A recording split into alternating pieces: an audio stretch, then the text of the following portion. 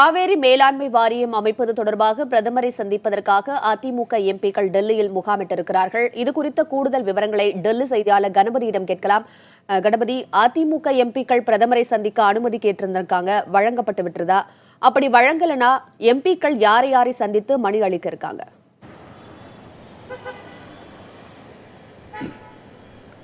காவிரி விவகாரத்திலே தமிழகத்துக்கு அநீதி இழைக்கப்படக்கூடாது என வலியுறுத்தி பிரதமர் நரேந்திர மோடியிடம் மனு அளிப்பதற்காக அண்ணா திராவிட முன்னேற்றக் கழகத்தைச் சேர்ந்த நாடாளுமன்ற உறுப்பினர்கள் இங்கே டெல்லியிலே குழுமியிருக்கிறார்கள். பிரதமர் நரேந்திர மோடியை இன்றே சந்திக்க வேண்டும் என்று நேரம் கேட்டிருக்கிறார்கள். பிரதமர் நரேந்திர மோடி நேரம் ஒதுக்கினால் அவரை சந்தித்து அவரிடம் கர்நாடகாவுக்கு ஆதரவாக மத்திய அரசு செயல்படக்கூடாது, காவிரி நடுவர் மன்றத்தின் முடிவுப்படி காவிரி மேலாண்மை வாரியத்தை உடனடியாக அமைக்க வேண்டும், ஏற்கனவே காலதாமதம் ஆயிருக்கிறது, இதற்கிடையே உச்சநீதிமன்றத்திலே இத்தகைய ஒரு மனுவை மத்திய அரசு தாக்கல் செய்திருப்பது மிகவும் தவறானது, தமிழகத்திலே இதன் காரணமாக கடும் அதிருப்தி நிலவுகிறது என்பதை வலியுறுத்த இருக்கிறார்கள். விவசாயிகள் பாதிக்கப்படுவார்கள், இதை தவிர அரசியல் ரீதியாக கடுமையான எதிர்ப்பு கிளம்பும் போன்ற பல்வேறு விஷயங்களை எல்லாம் விளக்க இருக்கிறார்கள். பிரதமர் நரேந்திர மோடி ஒருவேளை நேரம் கொடுக்காவிட்டால், அவரை உடனடியாக சந்திக்க முடியாவிட்டால், பிரதமர் அலுவலகத்திலே இது சம்பந்தப்பட்ட மனுவை அளித்த அங்குள்ள அதிகாரிகளிடம் இதன் பற்றி உடனடியாக நடவடிக்கை எடுக்க வேண்டும் என்பதை வலியுறுத்த இருக்கிறார்கள். இதை தவிர மத்திய நீர்வளத்துறை அமைச்சகத்துக்கு சென்று அங்கும் மனு அளிக்க இருக்கிறார்கள், சட்ட அமைச்சகத்துக்கு சென்று அங்கும் மனு அளிக்க இருக்கிறார்கள். இதற்கு காரணம் என்னவென்றால், காவிரி மேலாண்மை வாரியம் என்பது பல்வேறு ரீதியான தாக்கங்களை உடையது. உச்சநீதிமன்றத்திலே வழக்கு நடந்து நடுவர் மன்றம் அமைக்கப்பட்டு நடுவர் மன்றத்தின் உத்தரவுப்படிதான் இந்த மேலாண்மை வாரியத்தை அமைக்க வேண்டும் என்று தமிழக அரசு தொடர்ந்து வலியுறுத்தி வருகிறது.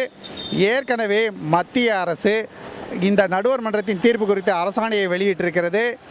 அரசாணையில் அரசிதழில் அச்சிடப்பட்ட பிறகும் இந்த தாமதம் ஏற்படுவது தமிழகத்துக்கு அநீதி என்பதை வலியுறுத்தத்தான் அண்ணா திராவிட முன்னேற்ற கழகத்தைச் சேர்ந்த நாடாளுமன்ற உறுப்பினர்கள் தற்போது டெல்லியிலே குழுமி ஆவலுடன் காத்திருக்கிறார்கள். கணபதி, காவிரி மேலாண்மை வாரியத்தை உடனடியாக அமைக்க நடவடிக்கை எடுக்க முடியாது அப்படின்னு உச்சநீதிமன்றத்தில் மத்திய அரசு கூறுவதற்கான காரணம் என்ன? மத்திய அரசு இத்தகைய நிலைப்பாடு எடுத்திருக்கிறது குறித்து அரசியல் வட்டாரங்களில் அரசியல் ஆர்வலர்கள் என்ன பேசிக்கிறாங்க?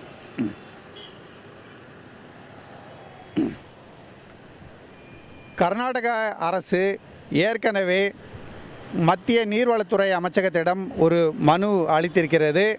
காவிரி மேலாண்மை வாரியத்தை அமைப்பதற்கான உத்தரவை அமல்படுத்தக்கூடாது என்று தொடர்ந்து வலியுறுத்தி வருகிறது. கர்நாடக முதல்வர் சீதாராமையா பிரதமர் நரேந்திர மோடியை சந்திக்க முயற்சி செய்தார், பிரதமருக்கு கடிதம் கூட எழுதினார்.